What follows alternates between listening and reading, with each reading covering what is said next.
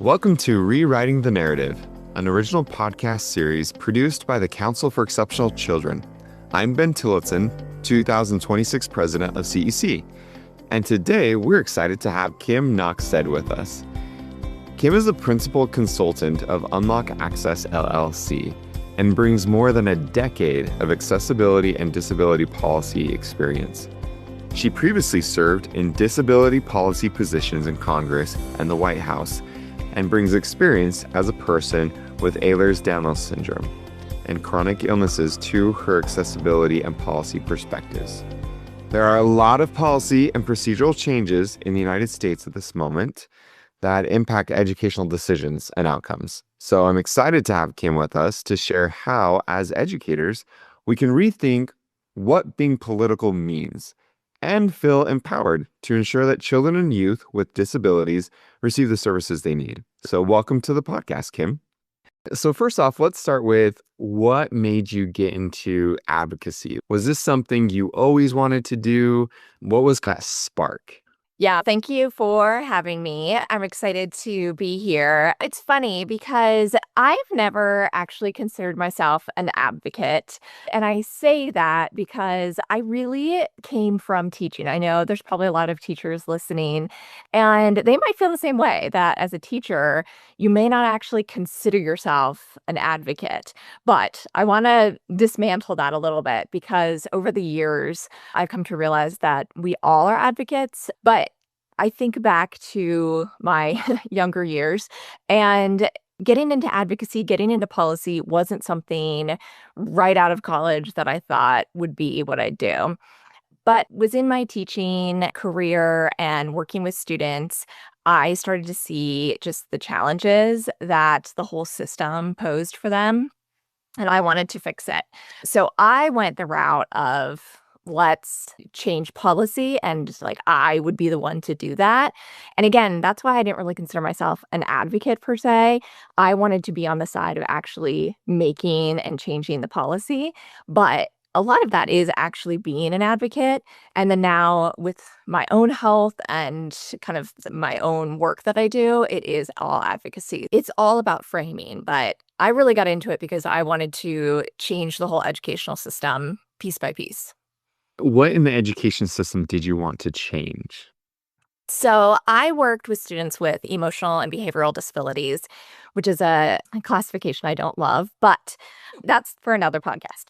But I really wanted to get them into inclusive settings. I took over a self-contained classroom, and my goal was to help my students really be fully included throughout their school day. But the system was stacked against them. I had general education teachers that came to me and said, "Why even bother? Your students are just going to go into jail." From my very first moment student teaching, I experienced seclusion and restraint from the teacher that oversaw me. And I knew that was not the right thing to do. Obviously, there's emergency situations, but like that should not be the behavioral intervention. And so I really wanted to change how we think about behavior, how we think about students in the context of school, and that oftentimes systems are set up against students, and it's not the students that are at fault. And as I went through my PhD program, as I went into policy, as I went through the systems myself, I started to really expand that thinking that it wasn't just education, it wasn't just employment, it wasn't just healthcare. The systems just got bigger and bigger. And now I look at all of domestic policy and that we have to change all of domestic policy and think about that as one big system for people with disabilities. Yeah, that's really interesting. It reminds me of a conversation with my friend who is a therapist. And he talked about how here he is helping people to manage their emotions and to work through some difficult circumstances. And he realized actually they're having very rational responses to like very a troubling environment, right? And so kind of to your point, sometimes our students are actually having very rational reactions to what's going on in their environment, whether it be in school or at home. Yeah, completely. And we know so often that whether intentional or unintentional, a lot of times it's actually adults that are the triggers. And it's really hard to take a moment and realize that.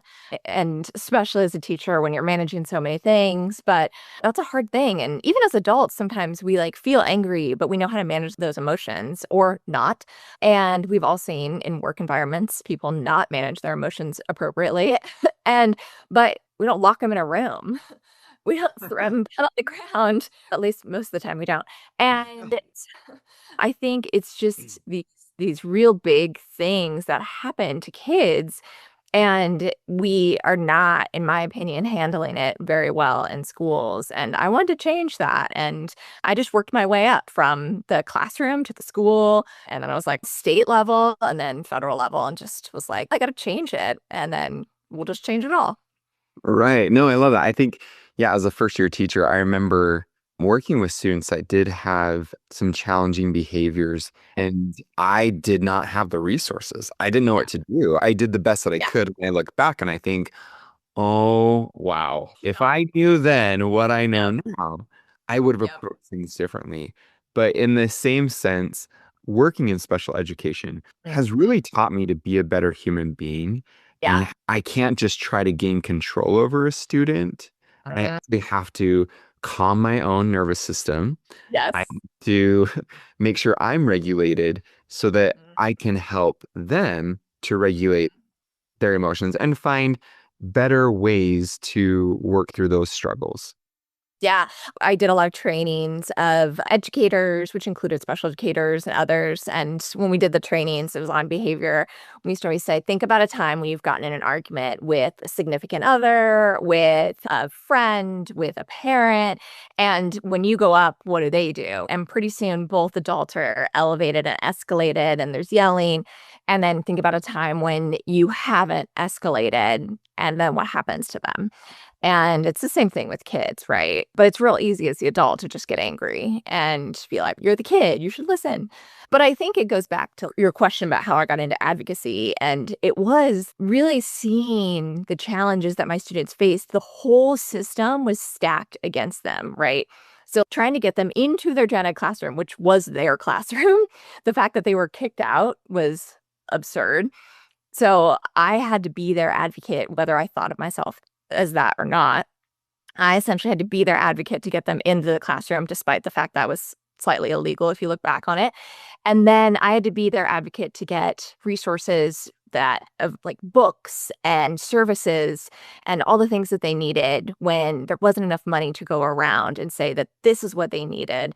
And then I had to be their advocate at the district level to say, they need all of these things when they go to middle school, and then thinking about it, like, how is money spent? How are these things? What do we need? How do we get resources for the parents?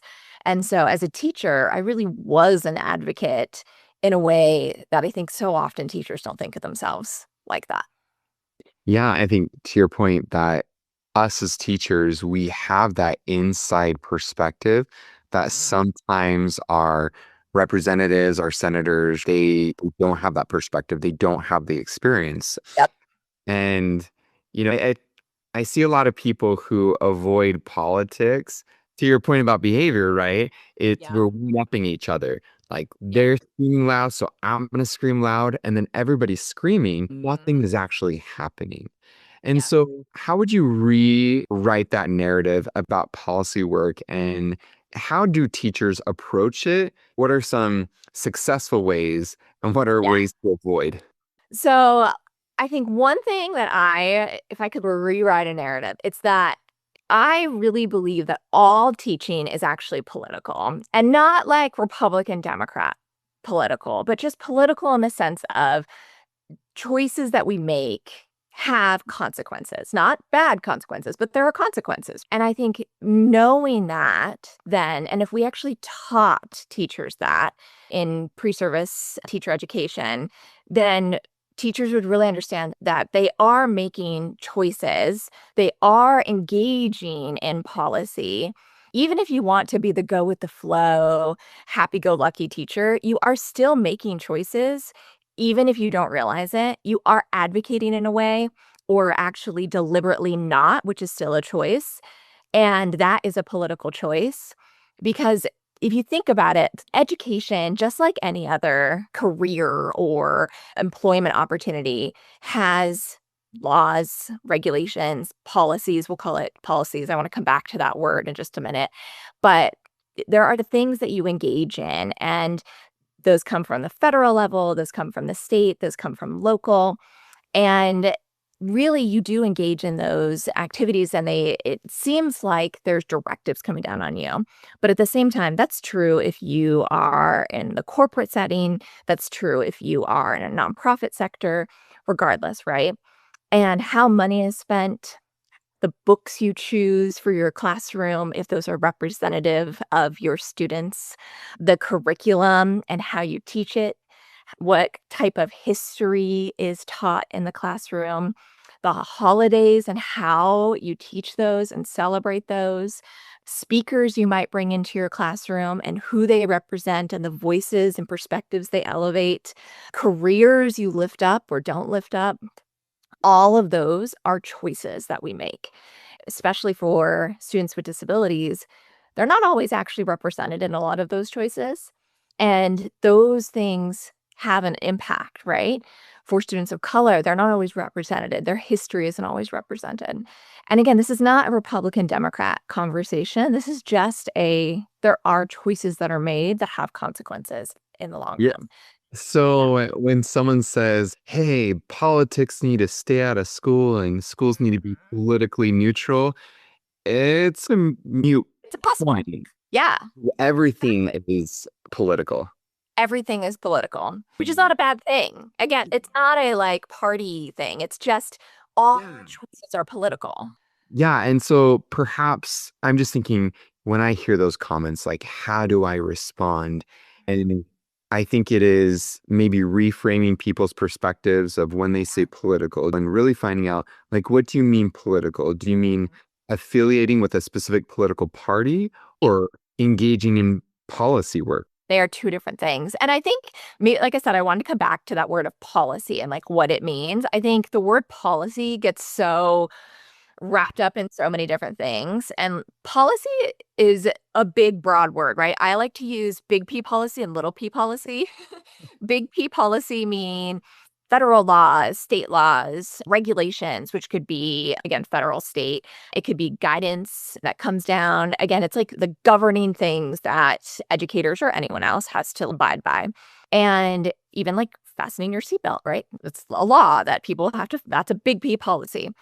But then little p policy is like HR, right? It might be attendance policies in your school. Those are like little p policies. There's a lot of those. It's the unwritten or sometimes written, but guidelines that are followed, the rules that happen that we have to do, but are not like laws with the maybe hard consequences attached to them. And again, no matter what job somebody has, you're going to have the big P policies from the federal government, from state, from local, and you're going to have little p policies. And I think sometimes educators think, I'm autonomous. I have my classroom. I get to do what I want. But that's like not a thing. Because all of those things exist. All of these policies already exist. And so I think we just don't teach it and we don't talk about it. And so like you do engage in policy, and that's not a bad thing. That's so interesting. It just makes me think about the times when people say, oh, I'm not into politics or I don't do politics. And sometimes you hear people say, oh, that's coming from a very privileged point of view, which Yes. might be the case. But I think it's also, to your point, it's this misconception about Yes. what politics are Yeah. and how much it actually does impact and influence our daily lives. Yeah. 100%. And I was thinking as I was preparing to have this conversation, I was like, the Every Student Succeeds Act passed in 2015. It was into law in 2015, which I was like, oh, that is recent. No, it's 10 years ago. But that's a federal big P policy, right? It's a law. But there was so much activity that then happened at the state level. And states came up with plans. And then that kind of trickled down to schools and the impact, not that different than No Child Left Behind, which now seems like a big faux pas, don't talk about it. But at the same time, ESSA had opportunities for teachers to engage in it and educators at every level to really engage in the process and be present in it. Even if you hadn't traditionally been involved in policy or politics, you could have had a voice in what the future of education in your state looked like. And it opened up this big opportunity to say, this is how money can be spent. This is what improvement plans look like. These are all the different things. And I think that was like this big moment in education where even if you didn't like policy and you didn't like politics and there's this big thing, you could have a voice in a way that hadn't traditionally been there. So if I'm a teacher, because there's teachers listening to this podcast, Yeah. and I'm thinking, wow, that sounds really cool and really aspirational. Yeah. But when do I have the time to do this? And so did you have to take a course to learn these things? Did you get a degree in this? Or was it a lot of it just self-taught and doing research and talking with people? It's a good question. I think I started out, honestly, just being interested in it. So I mentioned seclusion and restraint. So I taught, and I'll give just personal, I started out in Kansas, and that's where I was teaching. And when I was teaching, seclusion and restraint was governed by guidance originally. While I was teaching, Kansas implemented regulations. So I talked about different types of policies. So guidance does not carry the force of penalties. It's merely suggestions. Regulations carries the force of penalties if they're there, it's not followed. So when the regulations came into place and I was a teacher, given I was a special education teacher in the district who oversaw seclusion and restraint in our school, and I had students where when there were emergencies, we did need to restrain. I was already working to reduce restraint and seclusion because I didn't like doing it. And I actually saw that as an opportunity to use the regulations.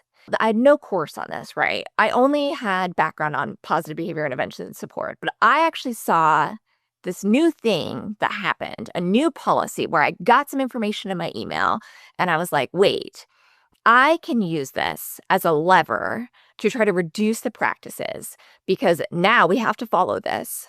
And at my school and at my district, I was like, what if now we have to do more training and we start implementing new things? And it sparked something in me where I wanted to try to start to learn how to do more advocacy. I started researching seclusion and restraint more. I started engaging in it more. I started going on my own time, on my own dollar, going to some conferences and really trying to learn more. And then I left teaching to get my PhD, and seclusion restraint was an issue that I just really continued being engaged in. I realized this was a national conversation. This was simultaneous to when there was some movement in the federal government trying to introduce some bills and really try to eliminate it. In Kansas, a law was actually passed to reduce seclusion and restraint. I had the opportunity to work at the state government to really try to implement that law. So again, brings in the advocacy. Again, I didn't actually really take courses on like policy or doing any of this. It was a lot of learning and really learning from other people, asking a lot of questions, being humble.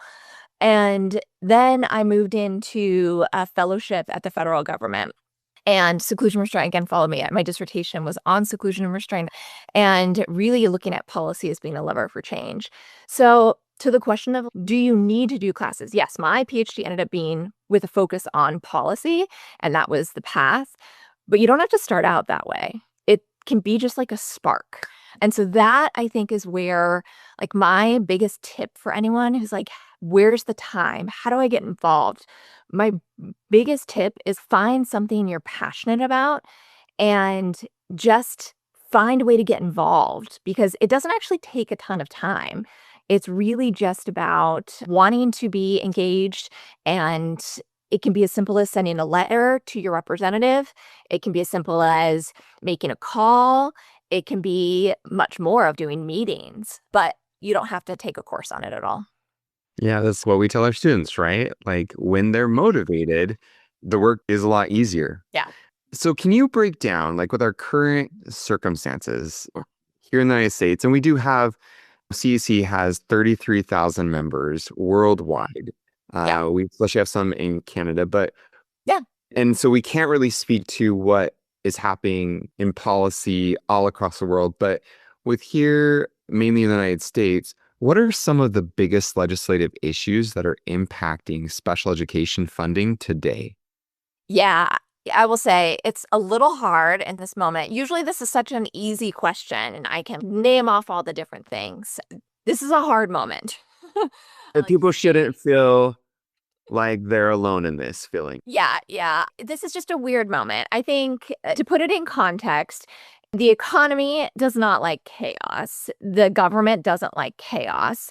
So, regardless of your party, because I know there are people listening that are parts of both parties, so I will try not to get like too political in this, but chaos is not something that the government or the economy work well within. You can do one way or another, but chaos doesn't work well.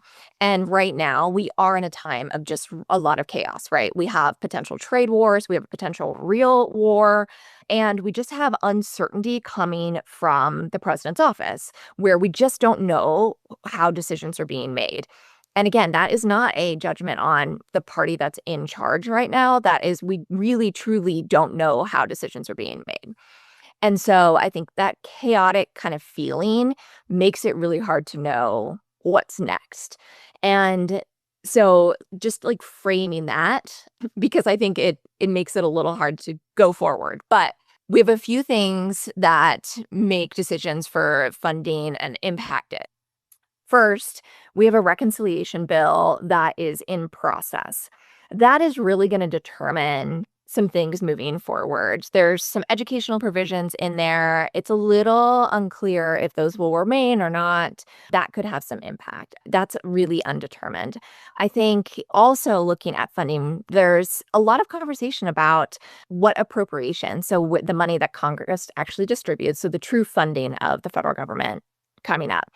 The president released a budget, and it technically what's called block granted IDEA. With the potential block granting to Part D, I don't think that probably will actually happen. There's a side joke with a lot of appropriators and others on the Hill. And we used to say that the president's budget typically went into the round bin next to your desk. So the trash can.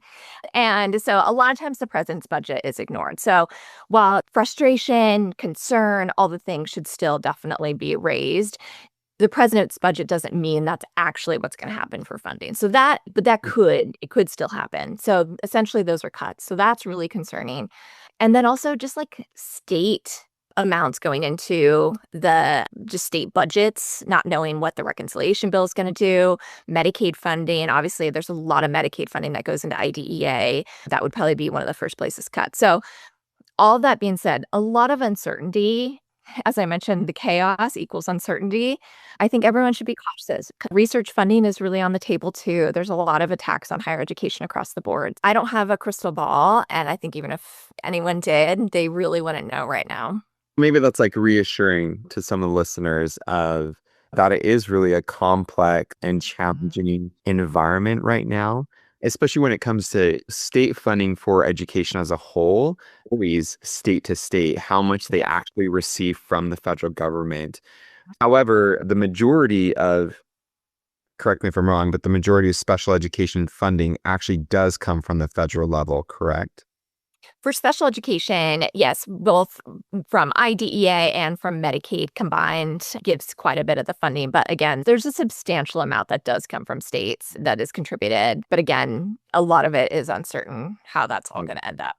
And when you talk about IDEA Part D and personnel preparation, you're not just talking about like teacher salaries. Yeah, it's not teacher salaries. It's actually a lot more about the preparation of master's teachers, master's level teachers, the preparation of PhD programs. It has actually some state level training. It's a little bit of everything. If you think about Part A of IDEA as the definitions and administrative provisions, Part B is it's preschool to essentially 12th grade. Part C is early childhood, and Part D is everything else, is the way I like to explain it. It's like everything else in IDEA dumped in there. There's actually like Special Olympics, parent training information centers, which are so critical. There's a ton of line items actually in Part DE. So it's a lot. I don't have it in front of me to list out all of them, but it's actually not teacher salaries at all. It's a little bit of everything else, but it's a lot of our training and money that does go to universities for the programs. And if those programs are cut, some of those do fund the core PhD programs that many people went through that are probably listening. And those PhD programs may not be able to continue without that funding. So it's really critical funding. And I think the thing that is important for listeners to understand is if you want highly qualified special education teachers in the Yes. field, if you want parents to be able to have resources and education and training, then this funding is crucial. Yeah, it is. Often overlooked, but absolutely crucial funding. Can you tell me, this is a personal question, but what is something in your work or a moment, maybe a policy that you worked on that you're really proud of? Oh, goodness. That's hard. There's so many different moments. There's a few. If you'll indulge me, let me do a couple. Actually, there aren't that many related to education, interestingly enough, because since the Every Student Succeeds Act, there just hasn't been that much around education at the federal level. And I've been working at the federal level for quite some time. And a few of these non-education related, but I think still interesting. One moment I'm probably most proud of is the introduction of the Transformation to Competitive Integrated Employment Act. And so this was in 2019, I believe. I could be off on my dates, but it was the first bill introduced in Congress that, if it were to be passed, would phase out subminimum wage.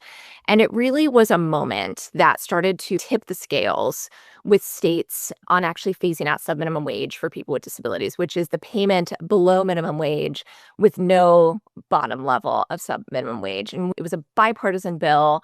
It was when I was working for Bobby Scott in the House. And it was just a monumental moment to really start to move the needle. We've had, I believe we're more than 20 states now that have phased out. Actually getting that introduction, while it seems small, the bill's not passed. And everyone might be like, why are you excited about just introducing a bill, not passing it?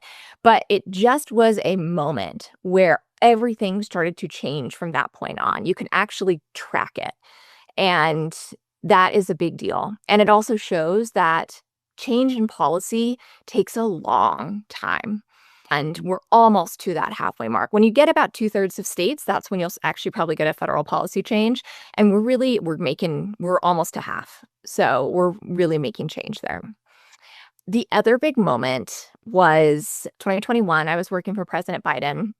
And one of the first big public events for the White House after COVID, when we were all in lockdown, COVID was still present, but out of lockdown, was the ADA 31st anniversary.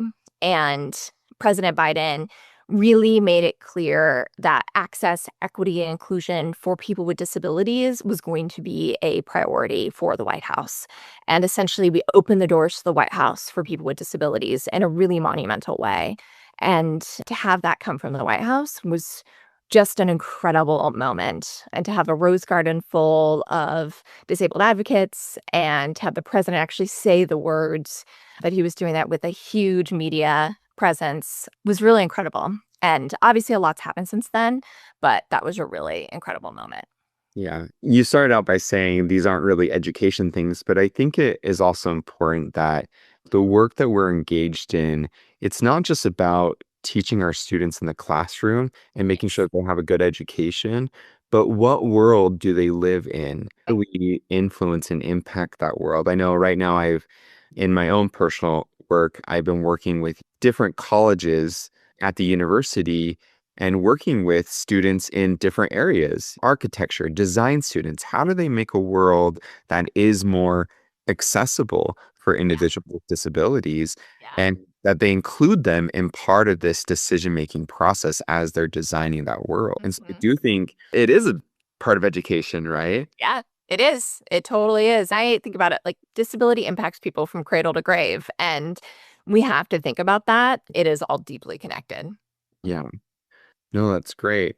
Okay, so what's one takeaway that you would want people to have from listening from this podcast? Yeah. So I think one takeaway would be that everyone is an advocate and can be an advocate. And I think to do that, you just have to reframe your thinking and get involved. And that's the biggest takeaway. We are all experts in our own lived experience. So everyone is an expert. I think that's another, if I can have two takeaways. And we haven't really talked about that, but we are all experts. We are experts in what we know and what our experience is. And you can help advocate on those issues. And you probably already are, especially teachers. You are advocating every single day. And so it just is taking that to the next level, whether it's school, district, if you want to go to your mayor, maybe you want to go to the state, maybe you want to do the state board of education, maybe you want to go to your state legislature, maybe it's the federal government, you want to go to your representatives, your senators. But it's just taking it to the next level on an issue you care deeply about, and everyone can do it. You don't need anything special. And we're also not in this alone, right? Yes. Yes. Like, I know in the last several years, CEC has ramped up our political advocacy work. And so for those who don't know, we have our Legislative Action Center. You can subscribe to the Policy Insider and get updates. Lately, we've been doing webinars about what's happening in Washington so you can stay informed. Then also get involved with your local chapters and units to find out what's going on in your local community level. Okay, so we are going to end with a final question. And the question is, who is an educator in your life that had a positive impact? So I couldn't narrow it down to one. I have three. So there's two specifically from my earlier education. So my second grade teacher, and then a teacher that I had in both middle and high school, because I had a combined middle and high school. And that teacher taught me primarily science, but a couple different subjects. So you would not know this, but I was actually really shy and pretty reserved when I was younger, which again, I know I'm shocking. And both of those teachers let me just be myself, and they let me blossom in a way that developed my love of learning. And again, I was reserved, I was nervous, I was timid, which I know is nothing like I am now, but that is why I became who I am. And they let me be me in a way that was like so critical to develop into the person I am today. And I fully credit them with that. The other is Tom Skirdick, who was my committee chair. Many people listening, if they're in higher education, in special ed, probably know him. He passed away not too long ago. And he is incredible and was an incredible mentor and advisor, and just taught me how to think big and different and challenge systems. And again, I wouldn't be thinking about all of the things about democracy and policy without his guidance. And again, I have three, but thanks for letting me share all of those. No, I feel it's great. I can relate too. I think that my view of myself when I was a kid is that I wanted to sit in the back of the classroom. Yeah. I'll get my A's. If I don't raise my hand, then I won't get called on, sort of thing. Yeah. Even though I was like a little mischievous at times. But yeah, sometimes life gets you motivated and then you just can't stop talking. Exactly. Yeah, that's exactly right. Oh my gosh. Thank you so much, Kim. It has been so wonderful to talk with you. So thank you so much for joining us for here. We can't wait to hear more about what's happening. If people want to know about the work that you're doing, how do they find that out? Yeah, if we have notes for the podcast, we can put my email there, but you can also look up Unlock Access. I have a website, and a contact form is also there, and you can always reach out. I love hearing from people. Again, my email is public, and so I would love to have folks reach out and contact me and stay connected. I think that's important to highlight, is that if you're afraid of doing policy work and knowing how to advocate, just tell your story. Whether that's reaching out to Kim, whether that is sending your story to your representatives, just tell your story. Because the more that we share our stories about what's actually happening within our classroom, the more influence we have. It's 100% right. Thanks again, Kim, and it's been a delight. Yeah, this has been great. And thanks to everyone for listening to this episode of Rewriting the Narrative. So join us each month as we continue our conversation with key voices in the world of special education. Be sure to subscribe to our podcast on Apple, Spotify, or wherever you listen to your favorite podcasts. And for more information on the Council for Exceptional Children, visit us online at exceptionalchildren.org. Thanks for listening, and we'll see you next time.